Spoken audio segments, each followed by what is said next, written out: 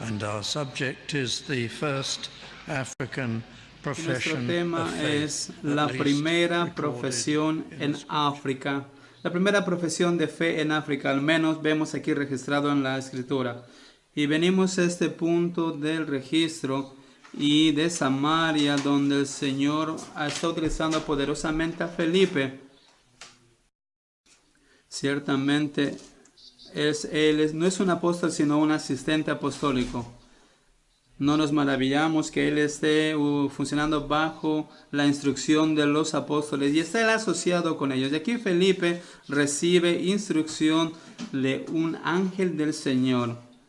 Dice, un ángel del Señor habló a Felipe. Eso dice el registro. Le dice, levántate y ve hacia el sur.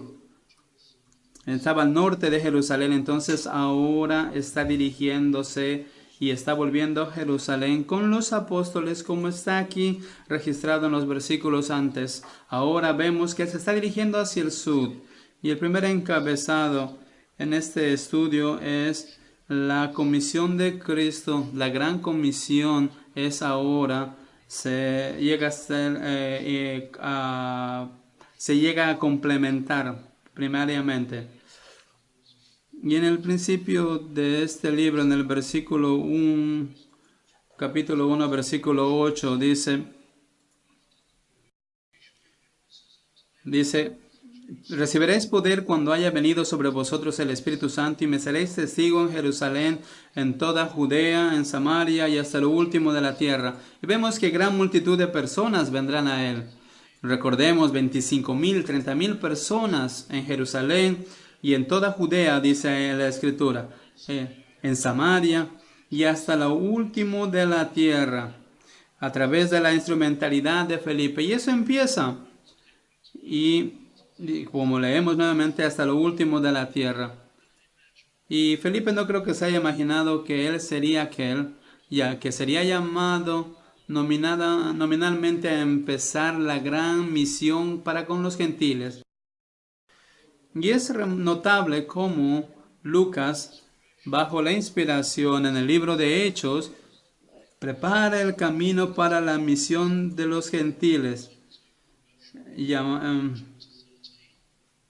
Vemos en el versículo capítulo 13 que él es llamado a los misioneros. Y aquí vemos el principio de esto. Entonces el ángel del Señor se dirige a Felipe. ¿Por qué Felipe tiene esta instrucción inusual? Esta instrucción inusual de Dios para ser personalmente al que se dirigen. Parece que es una aparición del ángel del Señor, pero Felipe tiene al menos en su corazón un claro entendimiento de que él se había dirigido a él. Eso no pasa hoy en día. El siglo XVIII, la confesión de fe, habla acerca de cómo es que Dios inspiró su palabra. Su palabra es completa. Y Dios no habla hoy en día más de la manera en la cual lo hizo antes, hasta que fue completada la palabra de Dios. De la manera en la cual Dios habló a su pueblo ahora ha cesado. Y ahí es donde tenemos el término cesacionalismo. Cesación de los dones. El cierre de la era apostólica y cómo es que se completó la palabra. Si Dios seguiría hablando hoy en día de una manera autoritativa y claro, con nuevas doctrinas o nuevos aspectos de doctrinas aún hoy en día, entonces la Escritura no sería lo preciado, no sería la autoridad final en todas las disputas espirituales o cosas de la fe. ¿Por qué? Porque se tendría que añadir pedazos tras pedazos. ¿Y cómo sabemos eso? ¿Cómo es que tenemos la remota idea qué persona clama o dice ser inspirado por el Espíritu? Claro que sabemos la diferencia entre los genuinos y los que engañaban. Había una gran confusión.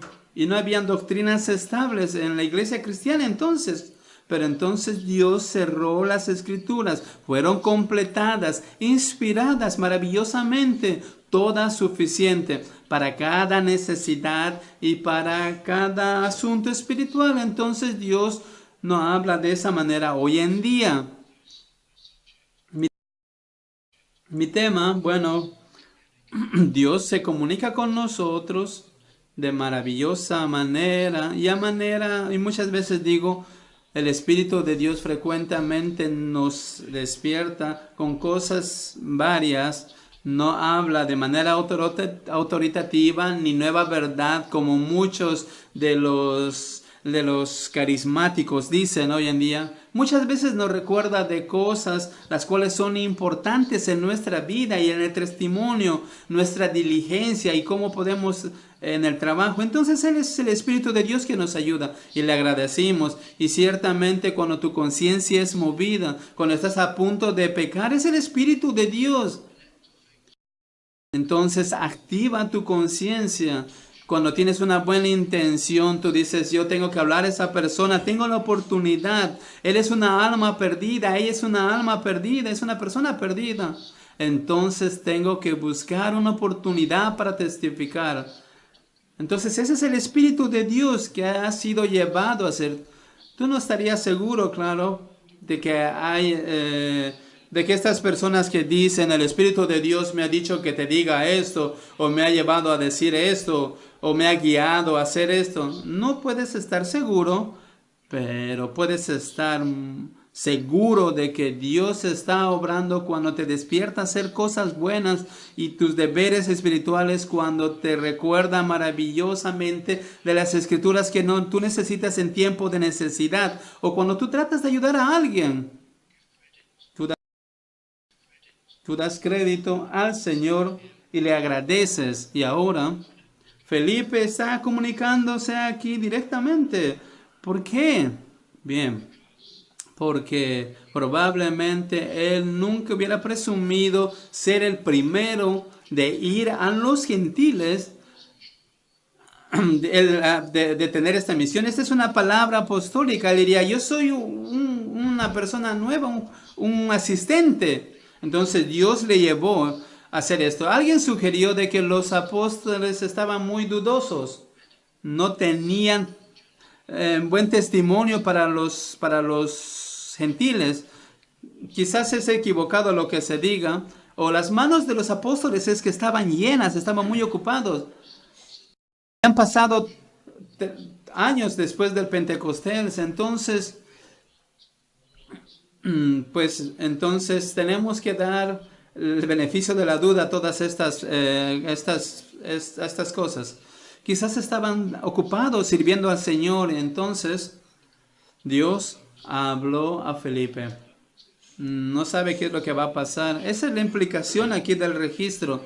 No sabe dónde va a ser enviado. Un momento en el norte y ahora al sur de Jerusalén. Es como que, ¿en qué dirección ir? Imagínate esto en un desierto. Entonces, eso es lo que la selva. Y aquí en este versículo 27. Entonces él se levantó y fue. Y sucedió. Entonces, esta palabra es como que algo sorprendente. Dice ahí después, y sucedió. Algo que sorprende aquí. Esto es lo que el Señor, por eso es que el Señor me ha enviado. Dice, un etíope. Aquí nos dice que es al norte de Sadán, donde estaban estos ubicados. Eran personas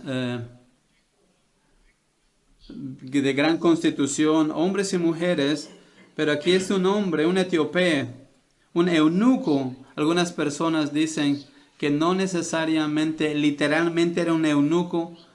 Quizás en esos tiempos pasados y en esos lugares, estos reyes y reinas, cuando tenían altos oficiales, muy a menudo tenían eunucos. Entonces, pues, un eunuco, pues literalmente quizás haya sido un eunuco, o solamente era el término que se utilizaba para describir a tal oficial. y lo vamos a tomar naturalmente como un eunuco funcionario de gran autoridad. Un hombre de que se me movía entre los príncipes. Dice, funcionario de Candace, reina de los etíopes. Es el título que se le da, ese nombre que se le da a las reinas en ese entonces, el cual estaba sobre todos sus tesoros. Quizás él era el que se encargaba de todo. Y dice que había venido a Jerusalén para adorar. Quizás él haya sido un proselitista y él había sido, es como que hubiese sido cambiado a la fe judía. O quizás alguien que estaba ahí buscando, pero era un hombre que profundamente preguntaba. Pues o quizás él estaba tratando de adorar la religión de su región y había venido a preguntar. Quizás había venido con alguna clase de entendimiento a adorar y Felipe se dio cuenta, bueno, soy yo.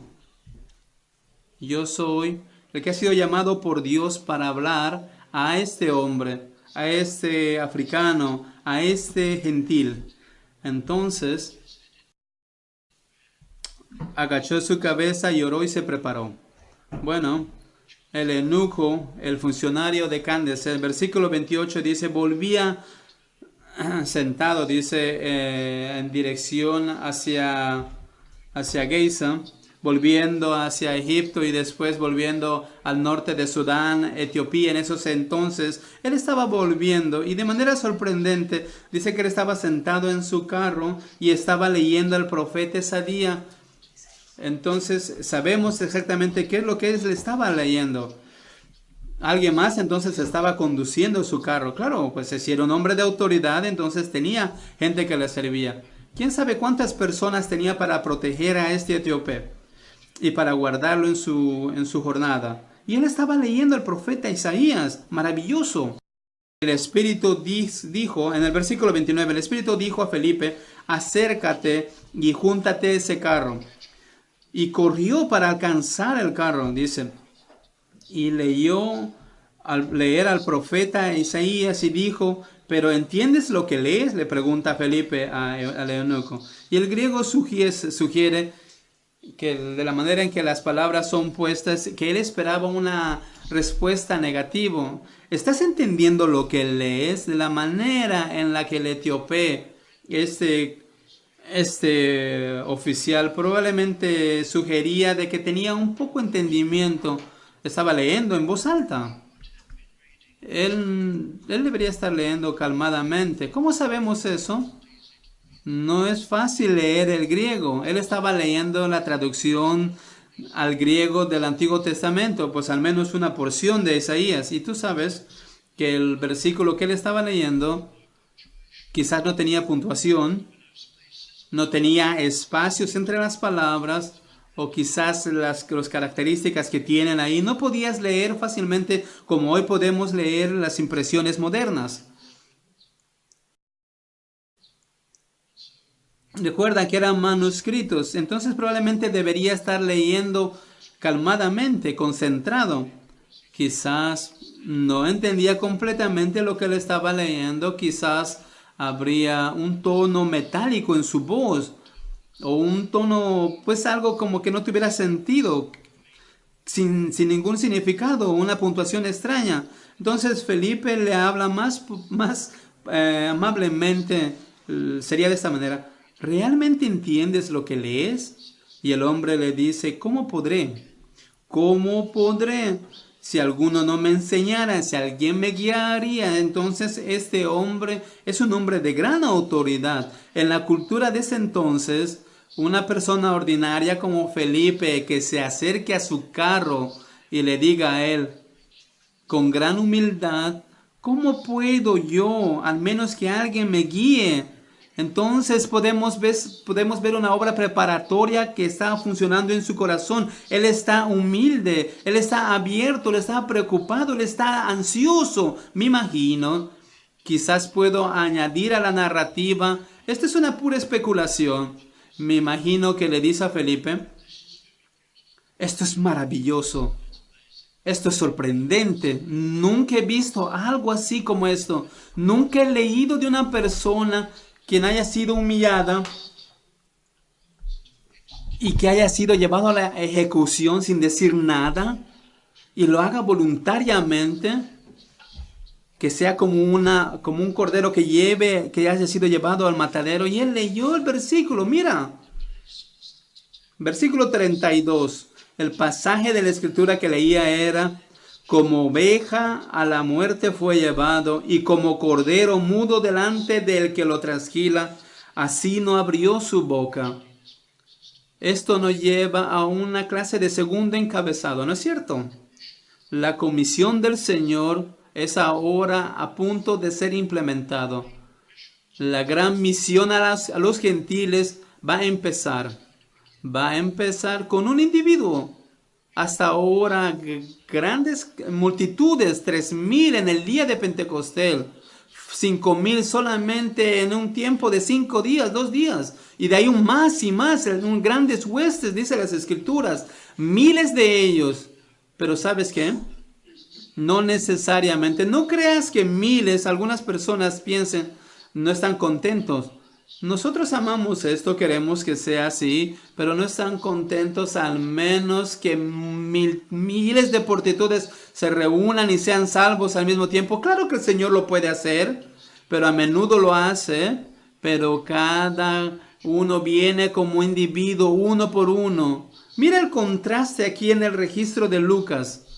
Miles, y vemos aquí la misión a los cielos gentiles comienza con un individuo. Es un noble individuo, es alguien significante, de gran significado importante, pero es un individuo. Hasta ahora el registro habla solo de predicar, predicar, predicar. Ahora es testificar. Sí, es un predicador el que lo está haciendo, pero ahora está él testificando. Testificar es importante. Todo como incidentalmente el registro trata de decirlo.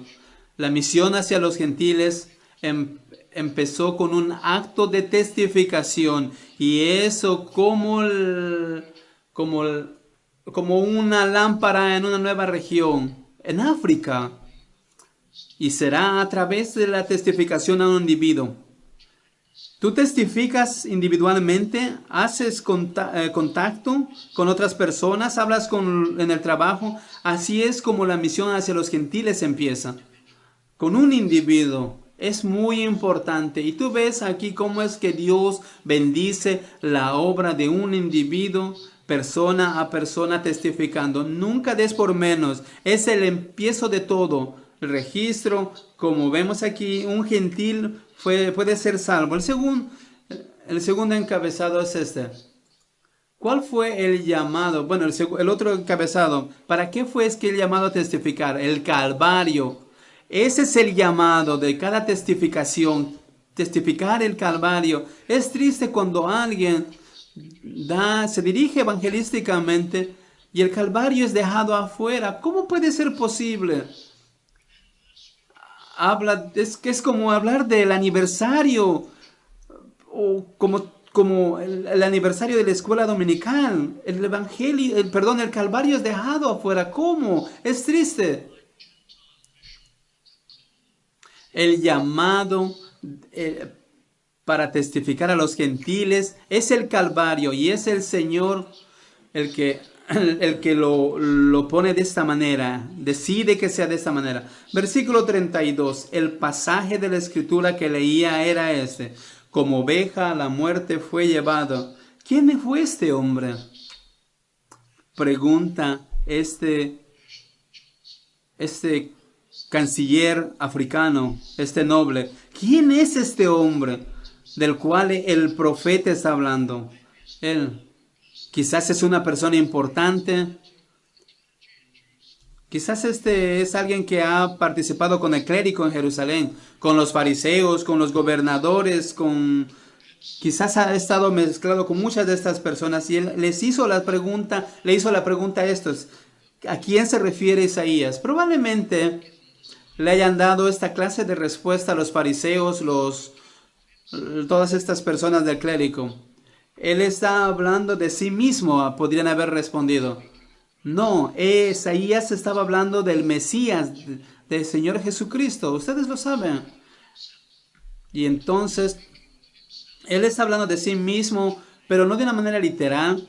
Le hubieran dicho estos fariseos y estos judíos de una manera simbólica. Está hablando de sí mismo como un representante de todos los profetas. Entonces, este hombre, que fue humillado, que supuestamente ilustra a todos los profetas, quizás es cierto, los israelitas trataban a los profetas de una manera mala y no les escuchaban y no podían ver a Cristo en sus enseñanzas, pero a pesar de todo, ellos estaban equivocados. Él habla de sí mismo, pregunta, o él habla de alguien más. Él es más inteligente que el clérigo de Jerusalén.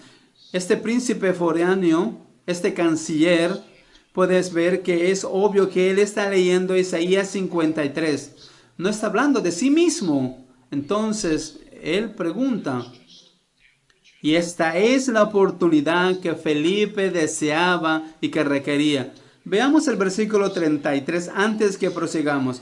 En su humillación no se le hizo justicia. Fue una cosa injusta cuando Cristo fue ejecutado.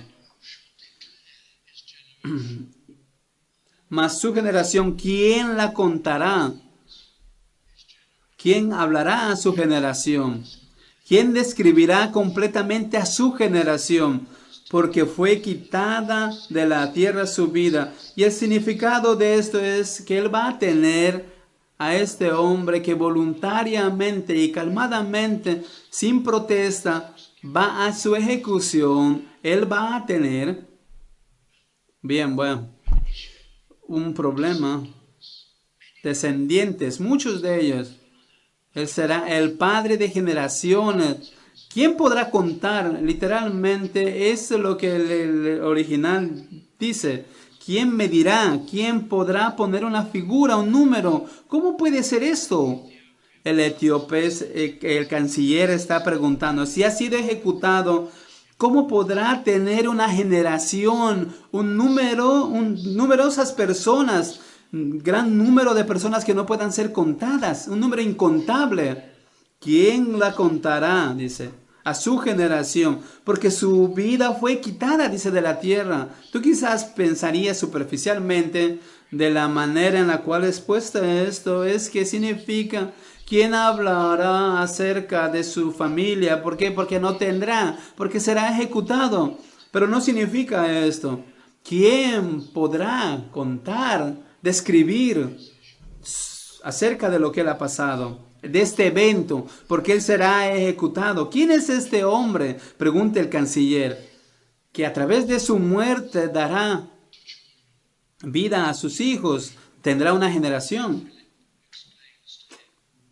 Y Felipe le explica, Cristo Jesús y lo que él ha logrado en su muerte y la gran compañía que serán traídos a ser salvos por la gracia de Cristo.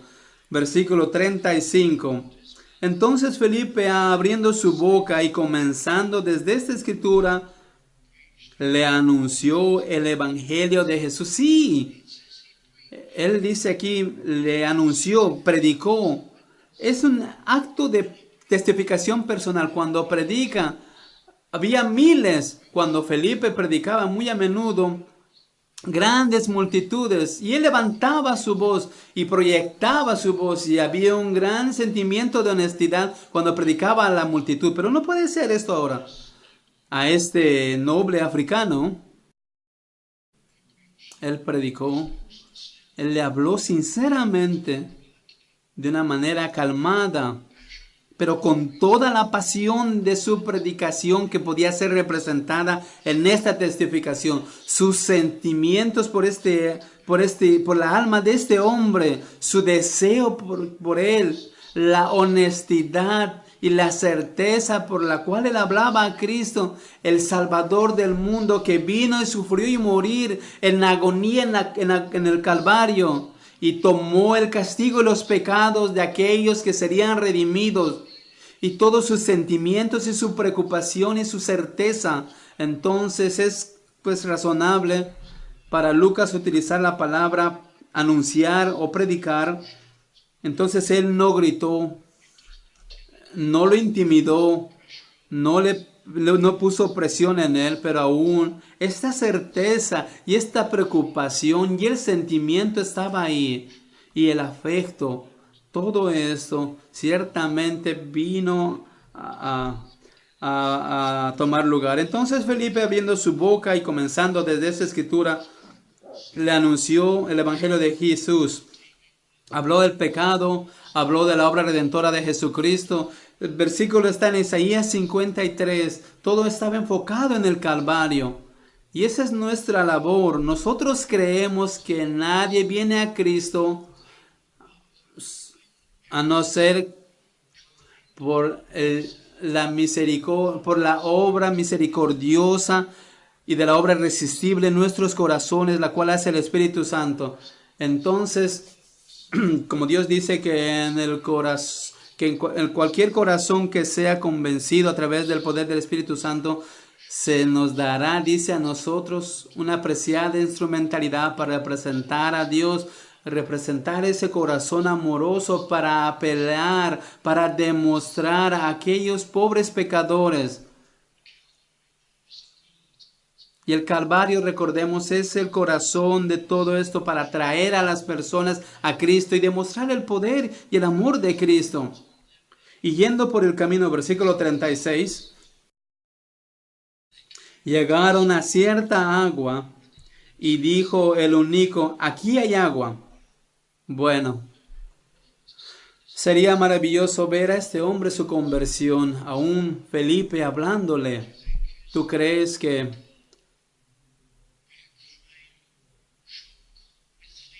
este gran hombre que estaba en asombro escuchó hablar a Dios, se encogió?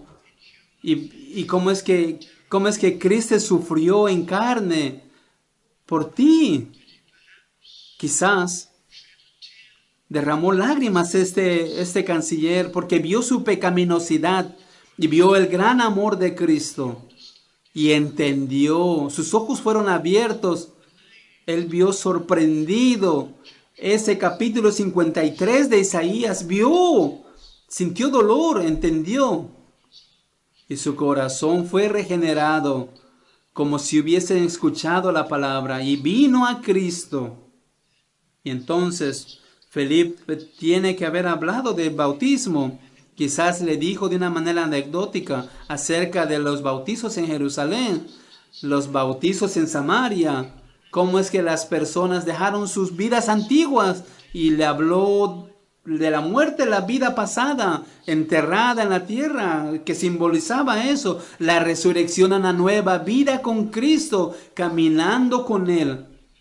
Y hasta ese momento, ellos llegaron al agua. Es una área desierta. Y aquí ven agua, encuentran agua. Me imagino, y solo es mi imaginación, de que habían personas ahí que estaban sacando agua, personas que estaban sentadas alrededor de esta agua. Habían árboles, quizás pues alguna área donde las personas podían venir a sentarse, o algunos viajeros podían ir ahí. Esa es mi imaginación, un oasis quizás. No puedes ver, digamos, un desierto y había, digamos, como una piscina ahí, no. Entonces, el etíope, este canciller, le dice: mira, aquí está el agua. ¿Qué impide que yo sea bautizado? Es triste, ¿no es cierto?, que hoy en día muchas personas no estén con deseo de obedecer al Señor, no solo en el bautismo, sino en todo compromiso para amar al Señor y servirlo al Señor. Este hombre no solía obedecer. Él le gustaba dar órdenes, pero ahora ha encontrado a Cristo, y Cristo, esos 10 minutos de cristiano, Cristo era todo para él. Aquí está el agua, ¿qué me impide para que yo sea bautizado y mi vida antigua sea enterrado, y ahora pueda seguir a Cristo donde sea que Él me guíe? Obedece al Señor si es que vienes a Él, si es que confías en Él, sírvele. Eso es lo que tú tienes que hacer. Y ahí entonces tendrás esa... Podemos ver después esa gran profesión de fe. Y aquí vamos a ver el tercer y último encabezado. La profesión de fe del primer gentil que se ve registrado. La primera conversión. Ciertamente la primera conversión en África. Versículo 37. Felipe dijo, si crees de todo corazón... Voy a enfatizar aquí. Si tú crees, eso es primero. ¿Crees en Cristo? ¿Crees que Él es el Hijo de Dios? ¿Crees que Él vino de acuerdo al consejo eterno de la deidad antes de la fundación del mundo, cuando Dios sabía todas las cosas, Dios Padre, Hijo y Espíritu Santo, un Dios en tres distintas personas, todos totalmente unidos y igual en deidad, y aún de una manera maravillosa en este consejo ellos determinaron que sabían que el hombre caería y sería perdido. Entonces sabían que serían salvados y millones serían convertidos. Y la manera en la cual se lograría, porque Dios no solamente puede dejar pasar el pecado, es que Cristo, la segunda persona de la deidad, no segundo en autoridad, todos son iguales, no segundo en estado o en estatus, todos sus atributos, porque todos son maravillosamente iguales, pero la segunda persona de la deidad, para nosotros entender, determinó venir a este mundo. Aquí estoy yo, dijo Jesucristo al Padre, envíame, yo moriré por ellos, yo compraré su salvación, yo tomaré su culpa en mí y sufriré el castigo eterno. Y seré levantado de la muerte y seré eternamente diferente en una forma glorificada, ese cuerpo humano y esa personalidad, y tomaré sobre mí la encarnación y estaré ahí y seré el Rey eterno en la gloria. Y vino y sufrió y murió. Eso es lo que Felipe predicó al canciller etíope. ¿Tú crees? Él dijo, yo creo que Cristo es el Hijo de Dios. ¿Tú crees en su muerte redentora? ¿Crees que todos los que están perdidos y condenados y que dependen solamente en la muerte redentora de Cristo? Él murió para tomar el castigo de nuestros pecados para que no vayamos al infierno. Y Él vivió una vida perfecta de justicia para ganar el cielo para nosotros, para que así podamos ir al cielo. ¿Tú crees en Él? Yo creo. ¿Tú crees en sus palabras? Que tú tienes que arrepentirte de tus pecados. Sí, lo creo. ¿Tú crees en su autoridad para que tú puedas obedecerlo? ¿Tú crees en su reinado? Sí, lo creo. Cuando tú crees en Cristo, tú creas en Él, tú crees en Él como tu Rey, no solo como tu Salvador, sino como tu Rey, tu Señor. Y Él fue capaz de decir que sí, que Él creía. ¿Y tú crees en Él? ¿Con todo tu corazón? ¿O es mitad de tu corazón? Está en otro lugar. Yo creo en Él. Yo creo en su muerte por los pecadores. Yo creo que solo Él puede salvar. Yo creo que Él es maravilloso. Pero también creo en este mundo. No voy a dejarlo. No voy a dejar mi mundo entretenido. El entretenimiento mundano. No voy a dejar mis ambiciones. No voy a dejar mi vida que sea vista y admirada. No voy a dejar estas cosas. Mi adoración a estas estrellas mundanas, mi corazón está parcialmente para Él y parcialmente para mí y para este mundo. ¿Tú crees en Él con todo tu corazón? ¿Lo amas a Él? ¿Lo deseas a Él? ¿Deseas vida en unión con Él, con Cristo? Y entregas todas las otras cosas a un segundo lugar, tercer lugar, cuarto lugar. ¿Tú crees Esta es la profesión que Felipe quería escuchar. ¿Vas a entregar toda tu vida a Él? ¿Tú crees en Él con todo tu corazón? Y respondiendo dijo, al final del versículo 37, creo que Jesucristo es el Hijo de Dios. Sí, lo creo con todo mi corazón, todo lo que Él es, todo lo que Él ha hecho, y Él será mi Señor y mi Rey. Y mandó parar el carro, y descendieron ambos al agua, Felipe y el eunuco, y le bautizó. Cuando subieron del agua, el Espíritu del Señor arrebató a Felipe, y el eunuco no le vio más. Esto es una pena, ¿no es cierto? Yo creo que Felipe hubiera querido hablar largo con él y más, para preguntarle más cosas, abrir la palabra y explicarle más, escuchar más acerca de su maravilloso Salvador. Pero no, Felipe tenía que ir, el eunuco no tenía que escuchar estas cosas de Felipe. Pero él estaba seguro, porque sería bueno, es muy fácil, era muy rápido el bautismo, eras salvo y te bautizabas. Hoy en día no somos tan rápidos, tomamos tiempo hoy en día. ¿Por qué tomas tu tiempo, pastor? ¿Dónde está la escritura que te da autoridad para hacer eso? Bueno, tú sabes, cuando el evangelio era predicado a las personas y ellas eran convertidas en ese tiempo, era muy difícil ser un cristiano. Si estabas preparado, podías ser sacado de tu casa. Podías ser rechazado. Si eras un judío, podías ser rechazado. Era una traición nacional recibir a Cristo. Era una cosa difícil. Era más fácil para una persona profesar y tomar las consecuencias. Tú sabías exactamente que tenía que haber una obra de la gracia en su corazón. Tú te puedes bautizar una vez. Lo mismo que los gentiles. Tú convertides y eres sacado de tu familia. No participarías es como los gentiles. No podrían negociar, serían sacados de su trabajo, no tendrían familia. No tendrías oportunidad para nada. Pues bueno, tendrías que vivir por la fe. Era difícil profesar a Cristo. Podrías bautizarte una sola vez en esos entonces. Ahora tú te conviertes a Cristo y queremos estar seguros. Tenemos una respuesta bíblica, no apurarnos. No, tenemos una responsabilidad bíblica.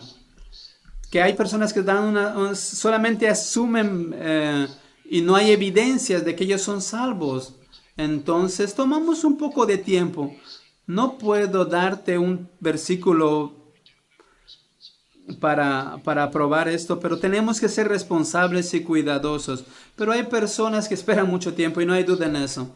Y el primer hecho de obediencia para el Señor, o el primer acto de obediencia para el Señor, no puede esperarse meses, años, es mucho tiempo. Pero llegaré a la conclusión, al final del versículo 39. Y el eunuco no le vio más y siguió gozoso su camino. Gozoso, esto nos recuerda que tenemos que regocijarnos, somos creyentes que nos regocijamos. Queridos hermanos, lo digo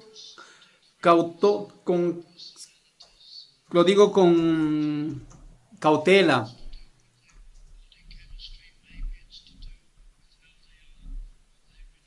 Ellos se regocijaban de una manera solemne. Como sea, para muchos de nosotros es nuestro deber ser cristianos que nos regocijamos. No solamente puedes dejar de sentir esto, sino que nos podemos regocijar si es que tú reflexionas más en el Señor y sobre tus privilegios. Tú reflexionas más, das gracias, alabas más, caminas con Él firmemente, obedientemente. Y eso te ayudará a ser un cristiano que se regocija. Y entonces Tú serás alguien que tiene más poder para testificar y serás protegido del pecado y estarás cerca al Señor. Y Felipe, y dice, pero Felipe se encontró en Azoto y pasando anunciaba el evangelio en todas las ciudades, en ciudades seculares, dice, hasta que llegó a Cesarea. Voy a leer el primer versículo 1 de Hechos 9. Saulo, respirando aún amenazas y muerte. Tú ves, ¿no ves aquí? Lucas se está moviendo a la apertura, a la misión hacia los gentiles. Entonces vemos aquí en el comienzo del capítulo 9 se menciona a Saúl. Y Saúl estaba respirando amenazas y muertes. Y le dice, mantén a Saulo. A Saulo le están diciendo, mira, déjame que te contemos acerca de Felipe y el eunuco, ese canciller. Y en el capítulo 9 vemos que se habla la convención de Pablo. Entonces ahí habla acerca de la conversión de Pablo, de su bautizo, de su llamado hacia los gentiles. Ustedes ven cómo se empieza a edificar la narración. Pablo no solamente aparece de la nada en el capítulo 13, vemos que empieza aquí, se refiere a su hostilidad de Pablo. Vemos aquí la narración bíblica. Tenemos que apreciar cómo la narrativa nos muestra aquí, cómo es que todo está empezándose a edificar para que Pablo sea llamado a predicar a los gentiles. Comenzó esto con un africano y se abre a un gran corriente de bendiciones. Ese es el método, ese es el sistema, pero recuerda nuestros encabezados en esta mañana. Brevemente, la gran comisión ahora es implementada. Una sola persona, uno a uno, un pagano. El Calvario es el llamado del mensaje y la importancia. El resultado es una profesión sincera de fe. Que el Señor nos aliente y nos ayude y nos desafíe en estas cosas.